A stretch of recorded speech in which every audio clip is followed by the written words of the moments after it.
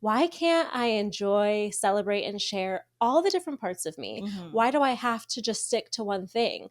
When you are trying to build a life, and I had already had my baby at that point, she was 2, and your whole lens kind of just does a little 180, and you're like, oh, let's rework everything that you thought you were gonna accomplish in, your 30s and 40s and beyond. Multipotentiality is a thing.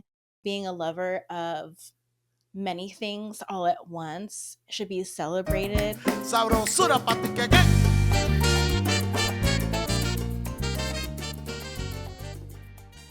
Hello, everyone. This is Pam, your host of Café con Pam, the bilingual podcast exploring stories that inspired Latine and people of the global majority to embrace their voice, challenge calladita culture, and step into their power.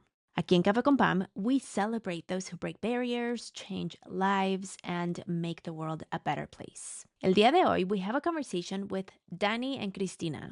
They are the host of Empaths Anonymous podcast, where they explore mental health, identity, relationships, and pop culture through the lens of being an empath. Crystina is your mixed, curly-haired career baddie and the founder of Crystina Creative, with over 10 years of experience in public relations and media.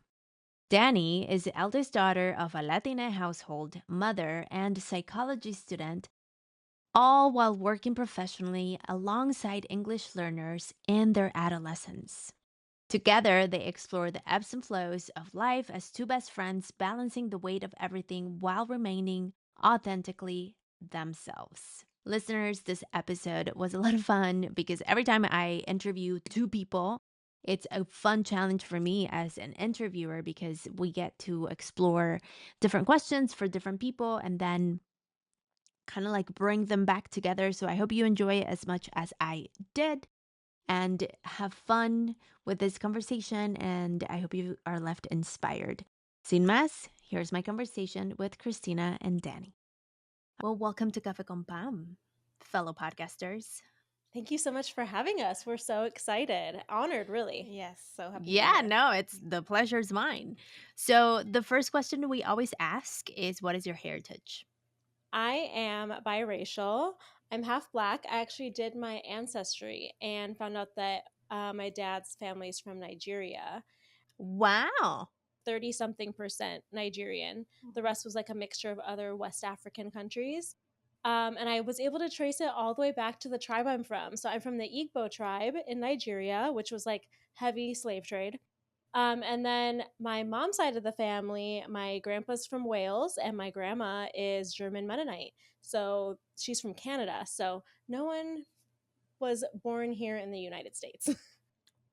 That's so deep. Yeah. I know. Yeah. So, Danie. Yes, I'm like, there could be so many questions just based off that So one many answer. questions. I am Mexican American, both on my paternal and maternal side.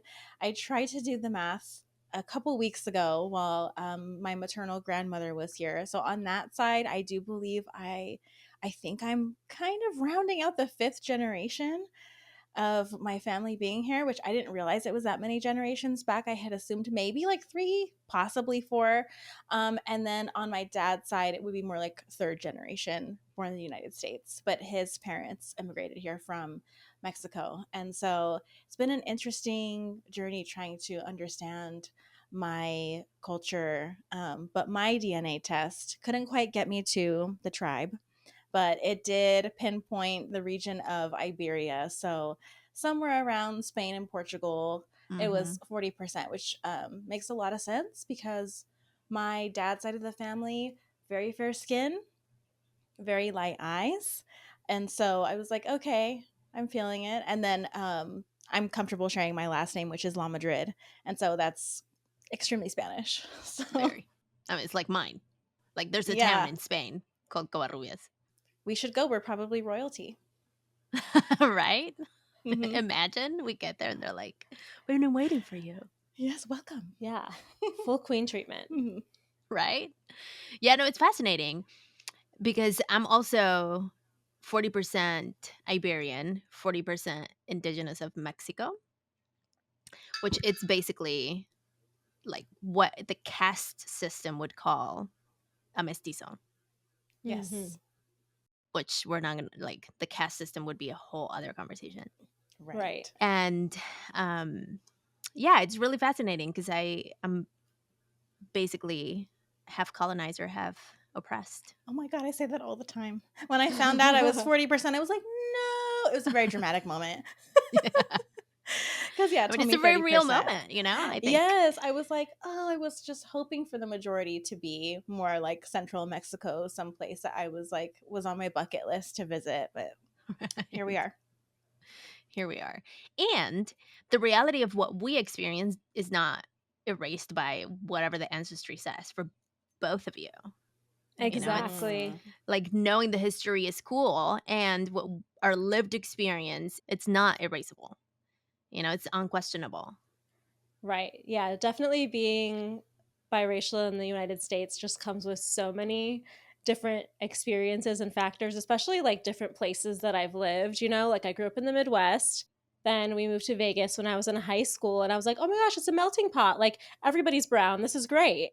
And then I moved to Texas, and that was just a completely different experience. So, yeah, even just geographically, I've had different experiences here in the United States, which is really interesting. Totally. How did you two meet? Oh goodness, it's we're on the 14th or so year of friendship. Yeah. We met when she was going to school here close by. I would visit my cousin, and she was rooming with her, and so there was kind of like this immediate like, I think I really am gonna mesh with your energy. And so it's always been a very long distant friendship, until here recently, like within the last year and a half, almost 2 years, where we went from states away to like downstairs upstairs proximity. Exactly.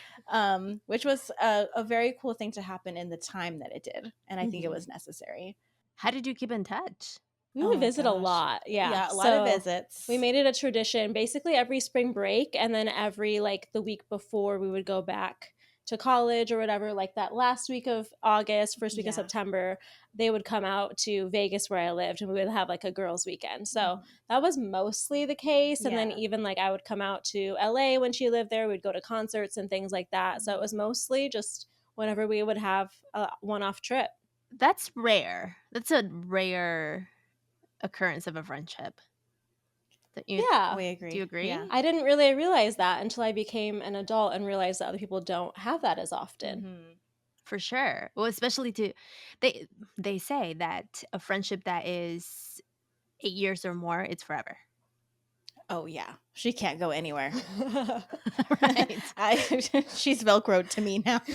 One time she told me, she's like, you may not like me, but you can't leave me. Facts. So, how do you come into the decision to move into the same place, and why San Diego? Why Temecula? Why Temecula? Let's get even deeper. Yeah, why Temecula is a really good question.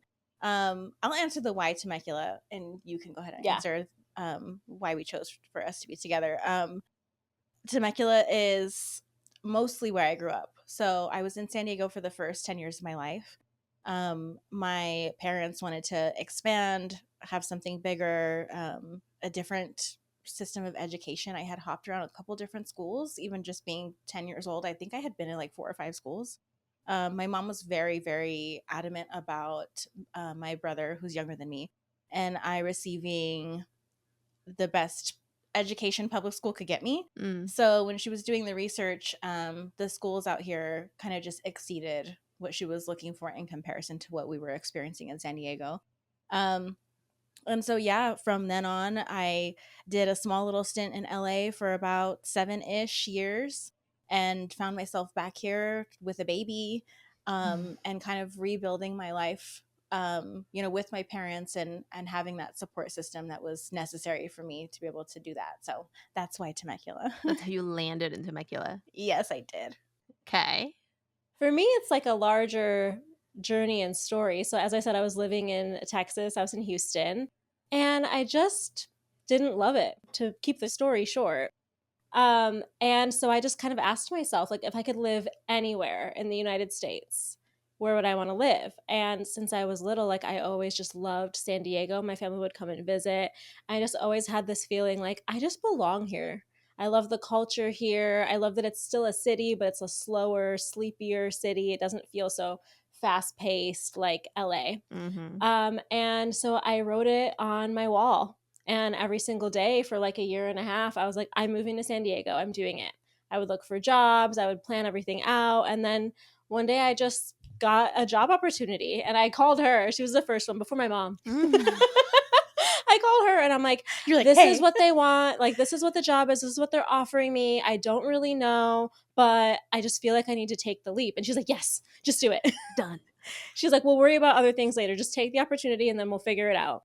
So I Yeah. did. And so January, or actually New Year's Eve 2022, I packed up my car and January 1st rolled into Fallbrook and haven't looked back the last 2 years. So that's really why San Diego. And then the reason why I ended up here was just a series of events where I just felt like I needed somewhere safe and secure to land.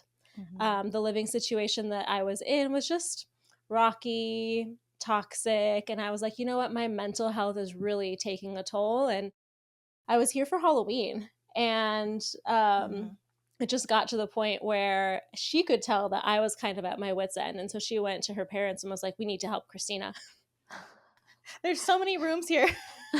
We have extra rooms. And if we don't have an extra room, we make an extra room. Oh, yeah. No, if I had to bunk up with my baby, which is usually what's happening anyway, because we're advocates of co-sleep over here, safe co-sleep, then that would have happened. You know, it was just like this shift in energy. And then, you know, the more time you spend with someone, the longer you know someone, you can start to tell when they're like, oh, I am not really feeling the situation that I'm in right now. And I just saw this.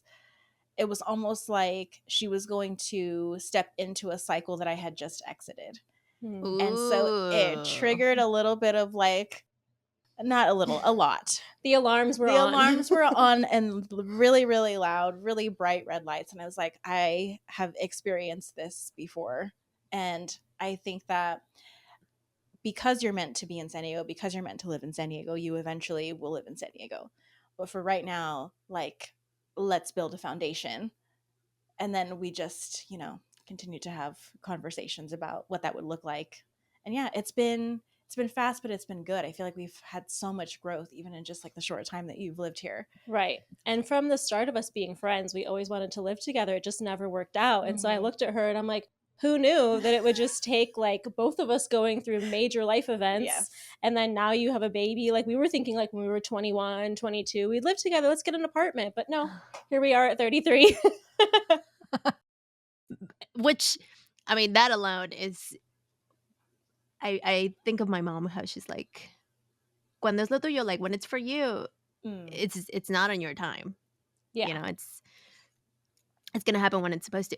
But I'm curious, when you, Danie, talk about the flags that you noticed, were the flags in Texas? No. So it was, well, I suppose it was when she was living in Texas. I was experiencing some of the things that required me to exit where I was living in LA. So it was exiting a very long-term relationship and just trying to figure out, well, what now? Because when you are trying to build a life, and I had already had my baby at that point, she was 2, and your whole lens kind of just does a little 180. And you're like, oh, let's rework everything that you thought you were gonna accomplish in, you know, your 30s and 40s and beyond. It was her living situation at the time, like basically moving into a new spot, and there were just little signs here and there with her not being able to live her like full expressed self, possibly being taken advantage of, and just the situation, it felt very heavy to me. And so I was like, and selfishly I was like, look, I was like, I think me and you might have a little bit more fun. We're together. Exactly. It was a little bit of that, but it was mostly like I helped her move. I helped her move a lot of her stuff over to the new spot. And then like days and days were kind of passing by, and there were this message here or that message here or this sign there, and I was like, ooh, it's just started to Yeah. give me the little Yeah. anxieties, you know? She was like, I've been there and I've done that, and I don't want you to have to experience that, especially because I had really just gone on a journey to overhauling how I view the world, my mental health, and I was at the best spot I possibly could have had been in so far in my life mentally. And it's like to stay there and let this person kind of deteriorate your confidence is just going to take you back to where you were before. So I was really grateful to have a friend who saw that for me and was like, "Ooh, this is danger, girl. We can't continue this." As a friend, how do you, and this question is more for Danie right now, and then we'll go into Christina's other side. But, like, when you're witnessing, because I think this happens often, when you have a friend and you're like, "But I see the flags," and you're not seeing the flags, "But I see the flags." Mm-hmm. How do you approach it without being like, "Let me tell you what you need to do," and more so like, "What if you do this?" Or how do you discern that? So such a great question. I've had to really learn, and I'm still learning how to be an active listener, because I have like very, very heavy earth placements in my astrological chart. So I'm a big problem solver fixer. Mm, And I've had to learn a lot in my friendships over the last several years that not everybody needs that in every single moment when they bring an issue to you. And so it was a lot of listening. It was a lot of taking inventory of just the facts. It's like I could have definitely gone into it with a lot of my feelings and just like said, we're not even going to try it. Don't even right. do it. Like we made the steps so that she could try it. And I, even throughout the conversations of offering up my parents' place, I'm like, it's an offer for a reason, and you have the ability to say no. Like, please say no to me if you feel like this is the experience you want to live in San Diego and that's where you want to live. Whatever it is that it was going to take, Mhm. basically. So it was hard. It was hard to navigate, especially because, like what she's saying, it was what she wanted for a year. I mean, decades. We had been talking about her living in California for so long, and San Diego specifically. And she had already done, several months there. And I thought we both thought it was going to be like the next stepping stone for her to um, live in the place that she wanted to live and be able to explore all the places and do all the things and etc. And I think even coming to terms with that not being her reality at that time too was tough. And so I wasn't trying to deter her from basically living her dream life. But at times I did feel like, did I make the wrong choice in offering this? Um, but ultimately, I think as friends, that communication is super important, and not letting your feelings get involved. If she would have said, like, you know what, I'm gonna try it out. Mm. I'm gonna try it out and see what works and what doesn't. Right. Mhm. We're pretty honest with each other. We just have this understanding that we can just say what we need to say and like let's just get it out in the open, and then we're each responsible for our own feelings, but we're each responsible with holding the other person's feelings in high regard, and how we handle the conversation and the words that we speak. So I think that I'm really proud of us because I feel like that's something we really do well in our friendship is listening to each other. I think that we both are, because we both get triggered by each other's situations of like, oh, I've dated a guy like that. Oh, I've been in that situation. Like, let me tell you. And we've both had to learn to step back and be like, you know what? This is part of your learning journey. But when I'm here when you need it, and I'll speak the truth, my truth, if it's going to help you. But that doesn't mean you have to take my advice. So how was it for you, Christina, to hear Danie be like, I think, I don't know how the conversation was, but you being in it, in the thick of it, how was it for you? Right. Well, I think that because of how I was being treated and what I was experiencing, my nervous system was not regulated and I was not in my body. I was like in full like fight or flight mode, and I felt it already. I mean, I feel like I wouldn't have come to her with like, this is happening and this is weird, and they're lying about this and they're wanting to do this, which I just don't feel like lines up with my character, and all the different things. And I don't think I would have even brought that to her in the first place if I didn't already know in my soul that something wasn't right. Yeah. And so while I think that we both were in heightened emotions, her being like, oh, that's absolutely not okay. And I do feel like you're being taken advantage of. I'm a very empathic person, so it's sometimes hard for me to decipher, like, are these feelings my own or are these feelings somebody else's? And so just having her confirm that, like, no, like, how you're feeling's exactly valid. Yeah, so I think it just really was confirming what I already knew, which is what we need our friends for. Totally.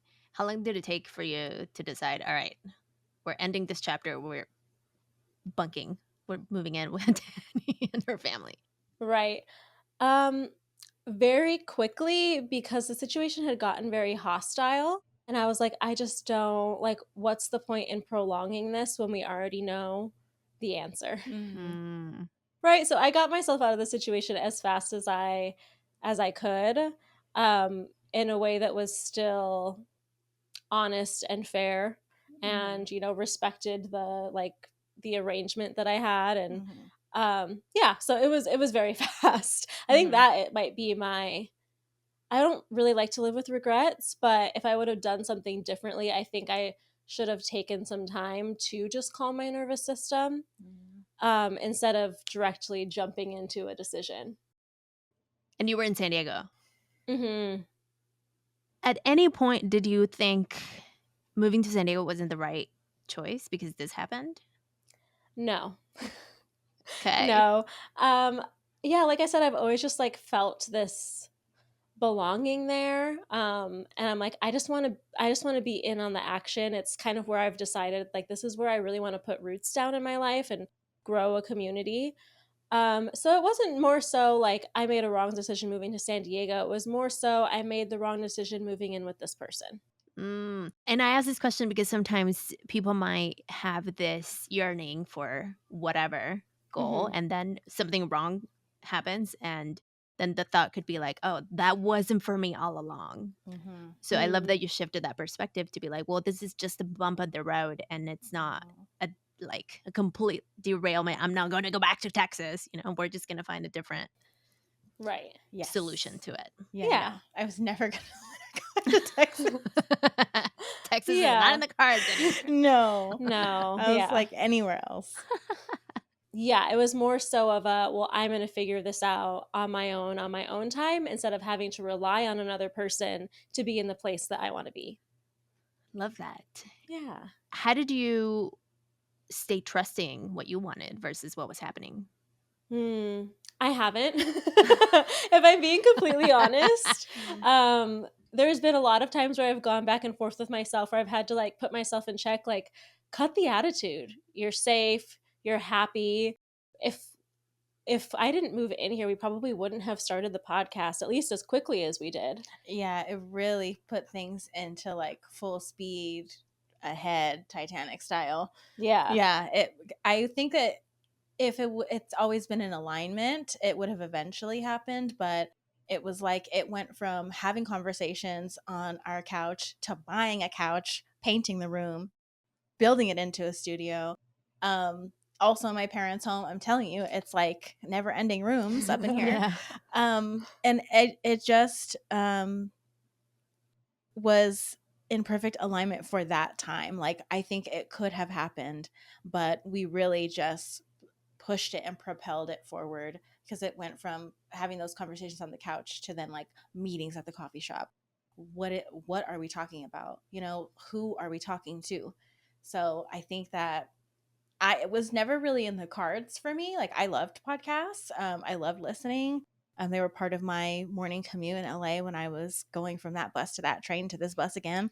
And they kind of helped me like keep it all together. LA can be anxiety inducing, and it could be really, if you're not about like that hustle grind culture, which I wasn't, and I also wasn't there for like the Hollywood of it all. You can kind of get lost in the idea of what am I doing here. especially when you don't ever feel like it's not home, it's not roots to me either. Yeah. So it was just lots of conversations about someone else has to be asking all the questions that we're asking, but we're not seeing anyone that looks like us talk about it or helping our community finding the answers, except for the Pams, and so and being able to, I think, put it together so quickly and in a way that felt really authentic and true to ourselves in the midst of a lot of mental health struggles and a lot of healing continuously, even now to this day, through our traumas, made it even more real, I think, to be able to put ourselves out there and to say, hey, the whole premise of the show is that we don't have anything together, and that's okay. That's It's okay. Yeah. Right. Yeah. Does anyone ever, though? Exactly. And right. And that's like what we're hopefully trying to show our community. Cause I feel like we talk about this all the time. There's this expectations that millennials put on ourselves due to our culture, due to society, what we see in the media, what we see on social media, that our life needs to look a certain way by a certain age. And if it's not, then you're a failure or you're a loser or whatever, whatever mean things you tell yourself that you shouldn't be telling yourself It's in the the boomer first place. dream. Right. Yeah. Yeah. But it's not the millennial dream. I think we were painted a picture that was not for us, and now finally we're like, wait a minute. Yeah. That was like for like my parents or like grandparents. Right. Yeah. It was never for us. So, yeah, I think that I've had to have many moments where I've had to put myself in check that it's okay and I'm doing great and this is just another stepping stone. And I always tell myself that my ancestors would have been floored to be in the position that I am, where I just have the freedom as a woman to make my own money, to live where I want to live, and not have responsibility or have to be dependent on a man to live my life. And so that's one thing that I hold on to a lot is like, okay, my great grandmother would have loved this. My grandmother would have loved this. And they probably think I'm so lucky that I'm just out here living my fancy free life, which doesn't necessarily come without hardship, but I wouldn't trade it for the world. Totally. And the fact that you can grab a mic and share your story, it's big, which they couldn't. Agreed. Yes. Just the access, that our grandmothers didn't have that we have is like kind of mind blowing when I remind myself of that. Empaths Anonymous. How did that come about? This one over here is very much, she's a premonition girly. She's a little bit clairvoyant. So she can see a lot of things before they actually occur. And it happens consistently. And she's, I think, like you said here recently, like you were tapping back into that skill set a little bit more because it once was like hushed a little bit because it wasn't, the right thing, or it was scary, or it was otherworldly. But I think with the amount of conversations that we were having around mental health, personality, just the human experience, human behaviors, it's like, why do we find ourselves constantly surrounded by people who don't treat us the way that we treat other people? And we had to come to this, like, it was an aha moment where I was like, it's me. like, oh girl, we're empaths. Yeah. That's why. We're taking on a lot. Eldest daughters. Same.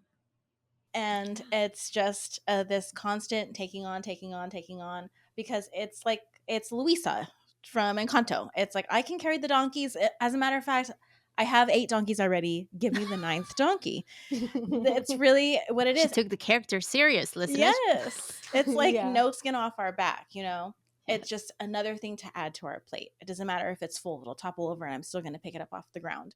So she just said to me one day, she's like, I know what we are. She's like, I have a name for the podcast. It was very like, I have it and this is what it is. And she's like, it's Empaths Anonymous. And I was like, it is that. It's a support group. It's a mental health support group for people who feel like they have been called overly sensitive, too sensitive, like, oh, you care too much about what people think, oh, you're always crying, and just like bothered by our display of emotions.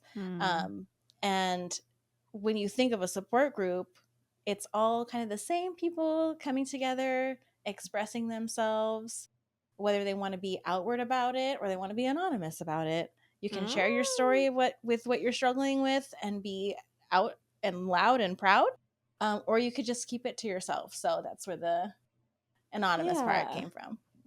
How Yeah, fun. I did frame it though in a way. I was like, I mean, this could be an option for the name. Like, we can put it on the list. And then she's like, no, that's just it. No, it was like, I just felt like that was the name. Love that. Mhm. Super fun. I love it when you get those intuitive messages that are like, they get downloaded off of you. Yes. And then you're like, oh, well, no questions. Right. No questions That's how I asked. felt Let's go. about it. Right. Let's take a quick coffee break. Sabrosura pa' ti que que. Do you drink coffee? Absolutely. We're still drinking coffee. It's almost 3 o'clock. Pam, I am a college student at the moment. Oh, I understand. My body clock is just like, if I need it, I gotta drink it. I understand. Yeah. That's when I got into coffee in college, actually. I think I was drinking coffee by the time I was 5. Mm-hmm. Yeah. Yeah. I mean, yes, that's a thing. And now it's a choice. I feel like when we were little, it's like you get café con leche and then it's like, you know, Yeah. grandma gives it to you. But now Yes. it's a choice to be caffeinated. Yes, by it is. ourselves. Right. Yeah, I have cut back quite a bit. I mean, I would be, anywhere from like 2 to 3 cups a day, like 2 in the morning, and I would get my little afternoon iced coffee. But I've cut back, and I've also like changed the creamers that I'm using for the most part, and just trying to like make different choices. But yep, I'm always going to be on the coffee train. She's doing better. She is. I'll attest to that. So, Christina, are you drinking coffee too? No, I have a little mocktail. I made a little mocktail because I already had a coffee today and I kind of woke up feeling a little bit wired. And I'm like, let's not chance fate, you know?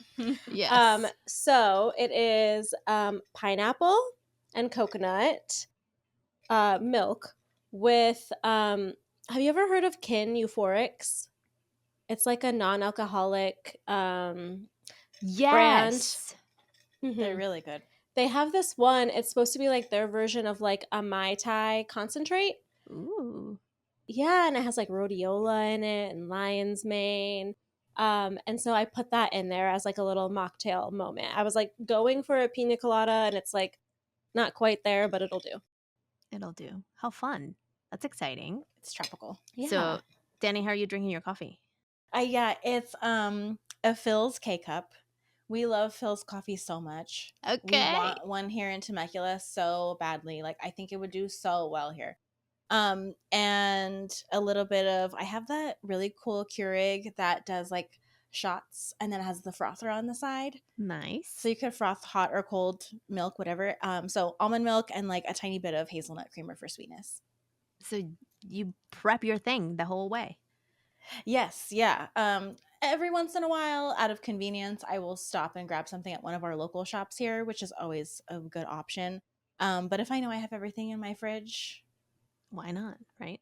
I have to prepare it at home. Yeah. Nice. On my end, I mean, I'm drinking water because it is 3 o'clock and we're not going to do this. But I did drink, and I have my emotional support drinks next to me, but this one I finished was Cacao. And Ooh. this is Chocolatl, which is a San Diego-based cacao company. And the cacao comes from Tabasco, Mexico. And it Ooh. comes from a cooperative of women who have been generations of cacao growers. And now they like import it, or like the owner is Jess, who I did an interview with, and she imports to San Diego. Nice. Yeah. Ooh, We'll I have to love check that. it out. Yeah. What has your experience with cacao been? Well, I'm on this whole journey with cacao. I think I'm going to do a whole episode on my cacao experience. So Cacao has been calling me for a long time. And I had an incident where I landed in the hospital, almost died. And it was a whole thing 2 years ago. We're about to, I maybe today, tomorrow? I don't know. Oh, wow. Literally, we're at the date. Yes. And it was my heart who basically, I was triaged at the hospital for stroke or heart attack. And they were like, this is weird. And I did a whole bunch of like somatic work while I was in the hospital. I ended up being dismissed, or como se dice, like when they release you, inconclusive, you know? And because I was I guess I'm a medical mystery. They don't like whatever they thought I came in with ended up disappearing afterwards. And I'm like, yeah, because I did a shit ton of work while you held me there. And and so since then, I mean, even before that, actually, like years and years before that, I kept coming across cacao in different ways. And finally, I got this nudge where my heart almost stopped working. And the thing with cacao, and the reason why I'm bringing the hospital thing is because cacao, as plant medicine, it's a heart opener. So it's considered a heart opener because of the theobromine that it has. It like relaxes your muscles and it makes your heart pump like in a pretty powerful way. And so I'm trying to shorten my answer without getting too much into the depths of cacao. But I've been connecting with the plant a lot. I've been cheating on coffee for a long time. But I've been working with the plant in a really powerful way. It's a really super cool, it's called Mama Cacao, you know? So she's been really supportive, from regulating my hormones to helping with my heart to supporting my anxiety, my ADHD, like all the things. Yes. Wow. Yeah. I'm currently studying cacao facilitation, and you know, my ADHD takes me deep into rabbit holes. So Right. Yeah. Which we love. Ooh. Yeah. That's how we learn. yeah, right? Yeah. We just had this conversation.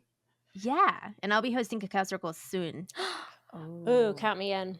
Yeah. Yeah. Yeah. We are really, I guess me personally, I'm in the beginning stages of kind of exploring plant medicine as options for myself, because it's like, I don't know, as soon as we hit the 33, like I turned 33 January 8th.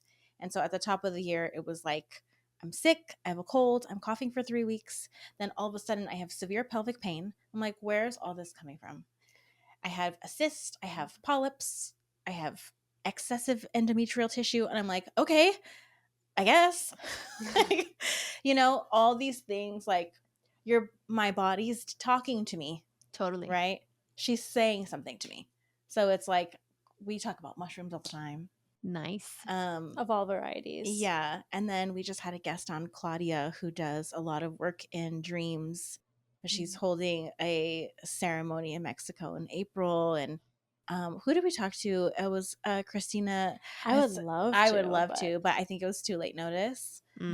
She is, however, going to do a smaller version of it, I think, in Colorado.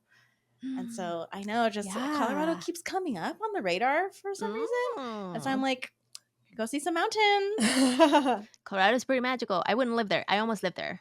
I traveled to Colorado for 2 years. Yeah. And then we made the decision to not settle there. Okay. But it's a beautiful place.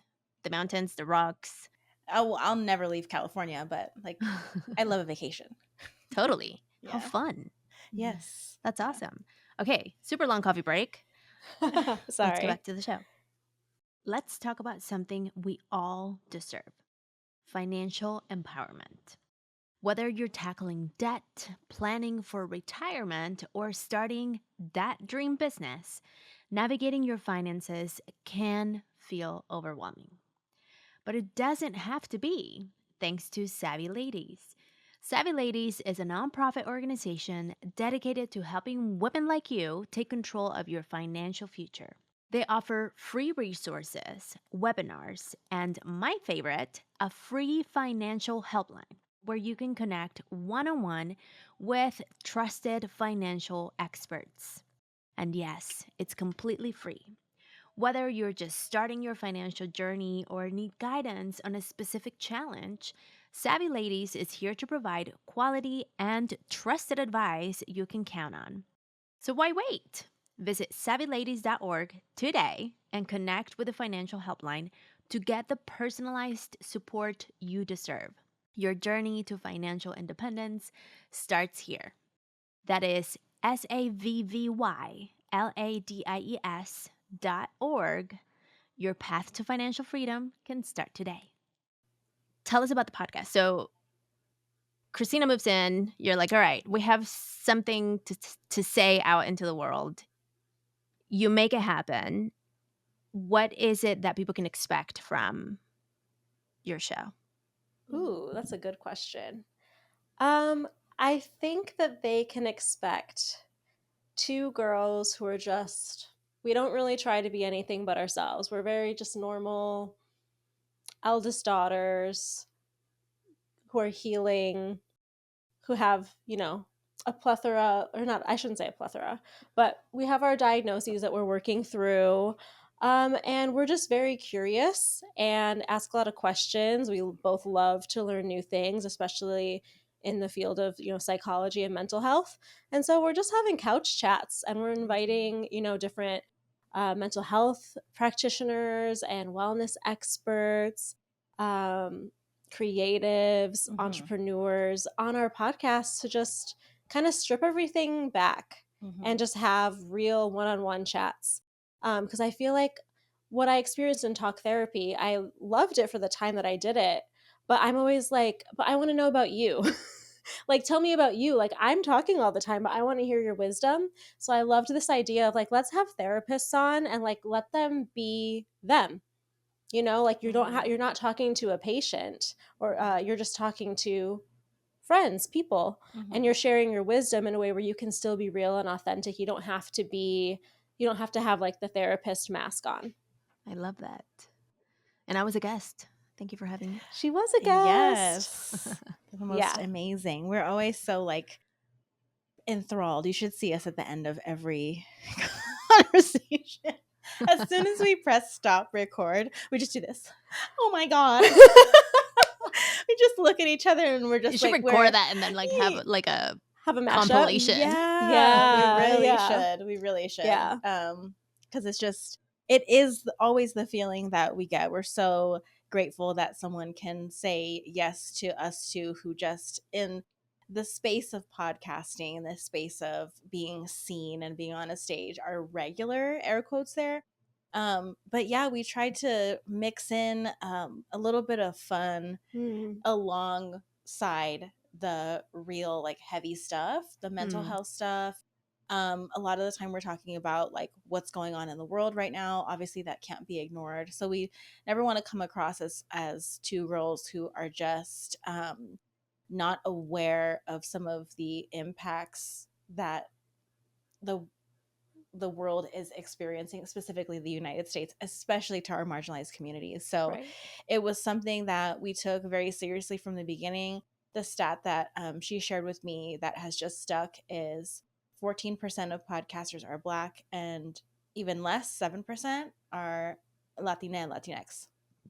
And so I was just like, I knew that there wasn't very many of us, but to have it in a number, Yeah.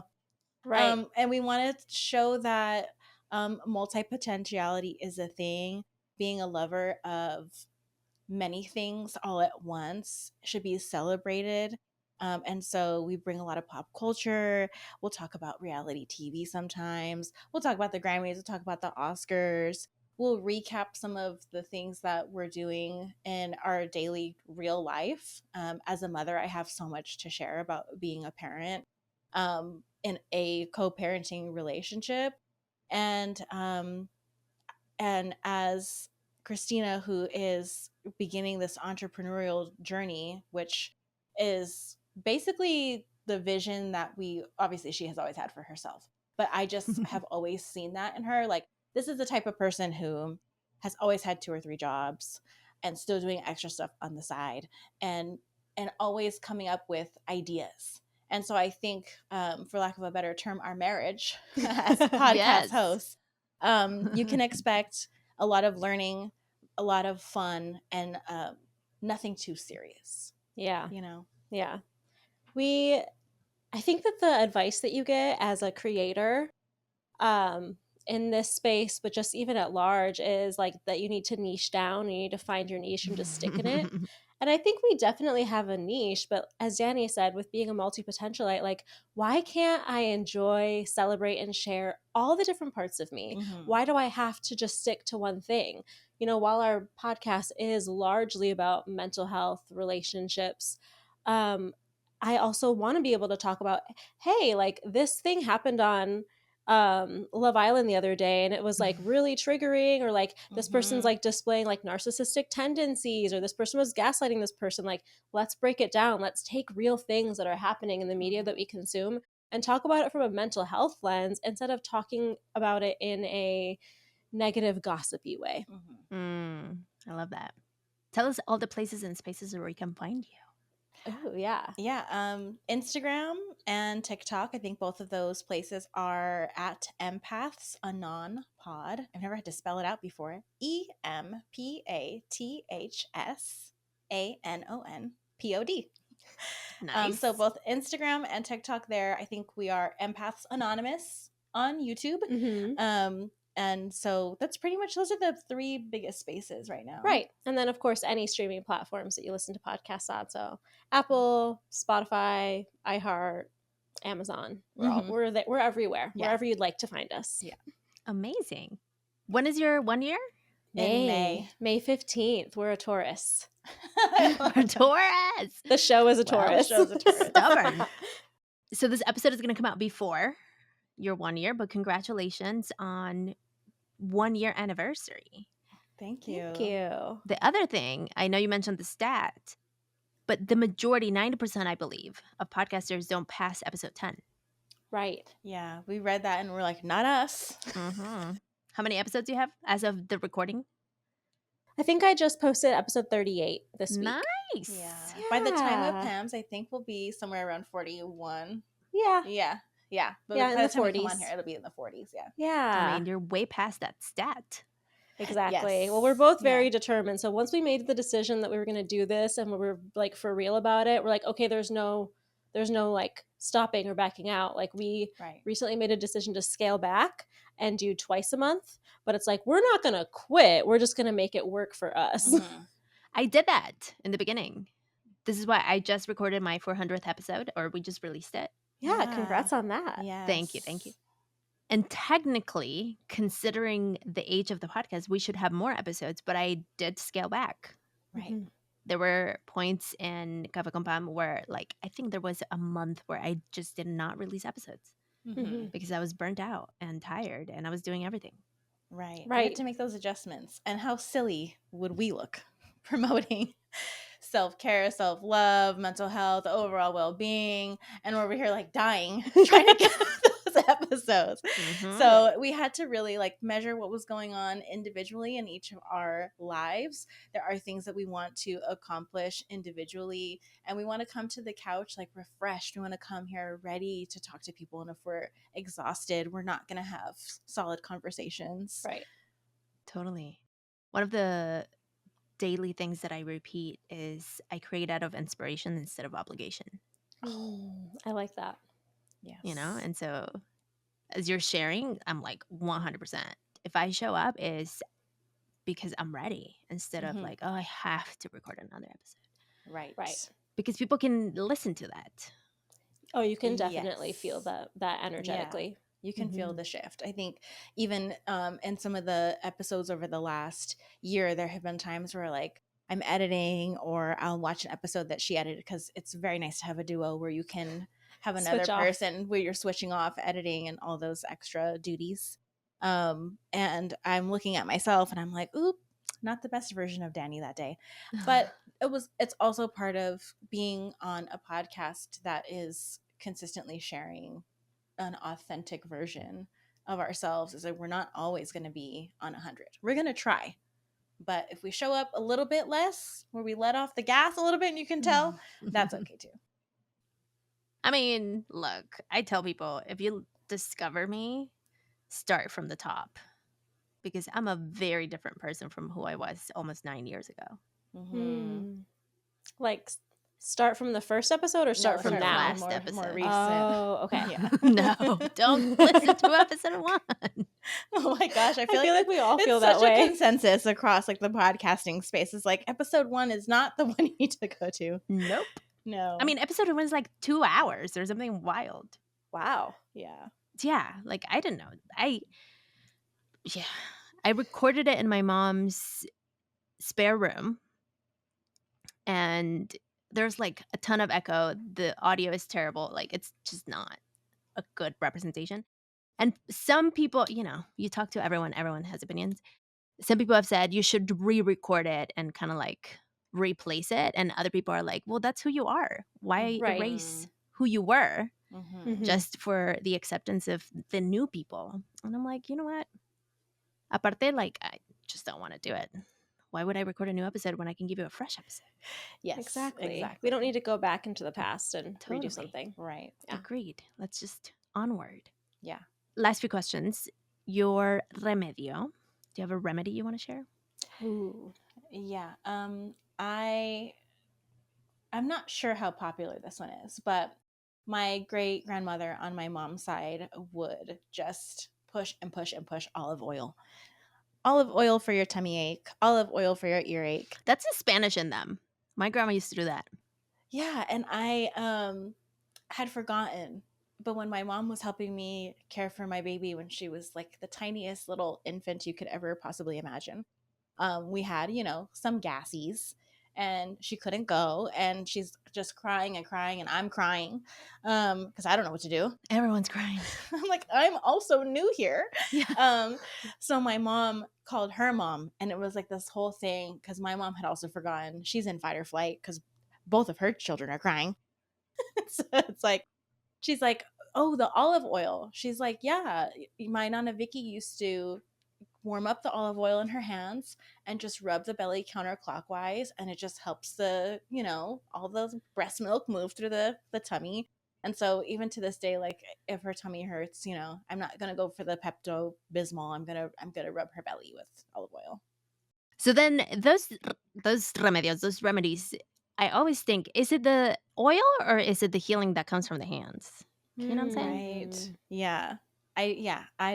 I think that it had to have been so much from my Nana. There was so much healing that she did with her grandchildren and her great grandchildren that her own children did not get to experience with her. And so there were, a lot of people joke, there were 2 versions of my Nana. It's the version that her children got and the version that their children got. And I think it's just so powerful. So anytime my Nana touched me, I was like, oh, nothing's wrong. I'm fine. Totally. It's like sana sana.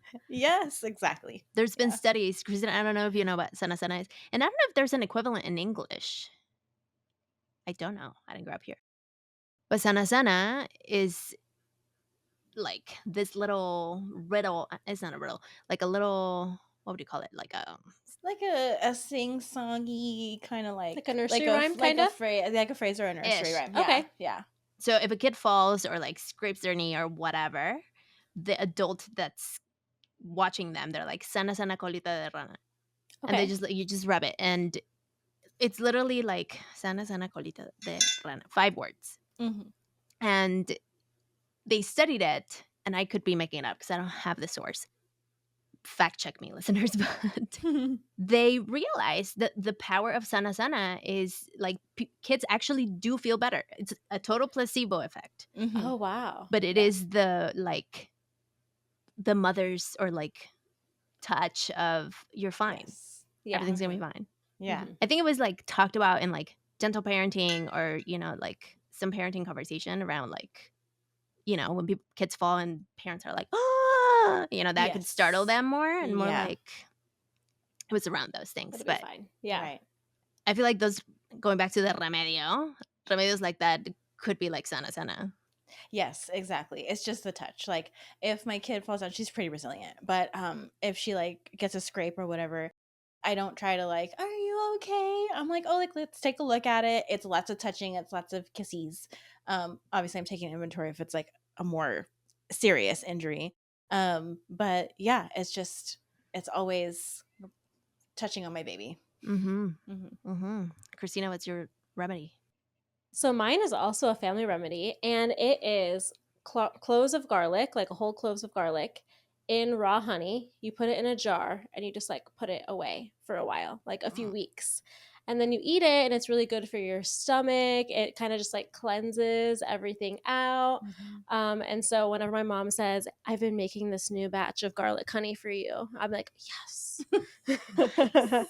Yeah. So my sister, somebody gave her one of those because like she lives in the Midwest. So Oh, yeah. Okay. yeah. She lives in Kansas City.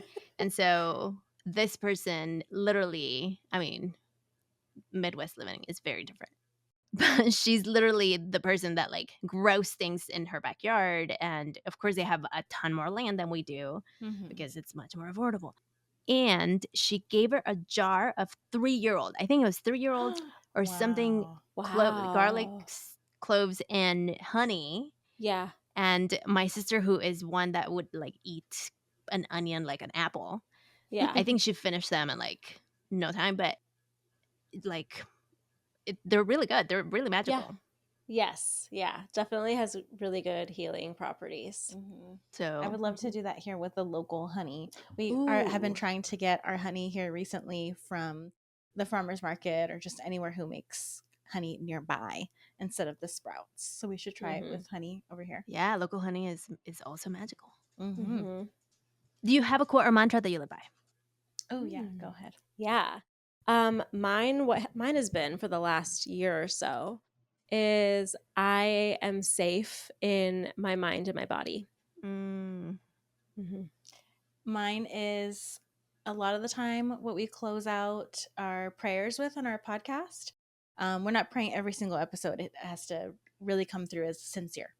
And the prayers are like sometimes jokey, sometimes very serious, but our mantra is, and so it is. Mm. And I think that is something I've carried through my life, just through the last several years of the process of starting over and not being intimidated by that fact and celebrating it because I have the opportunity to do so and I have the support and the structure to do so.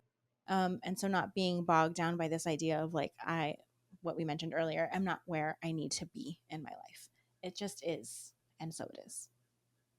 I love that. Yeah. And so it is. And the last question, since I talk about calladita culture, Mm-hmm. how are you standing in your power and using your voice for impact lately?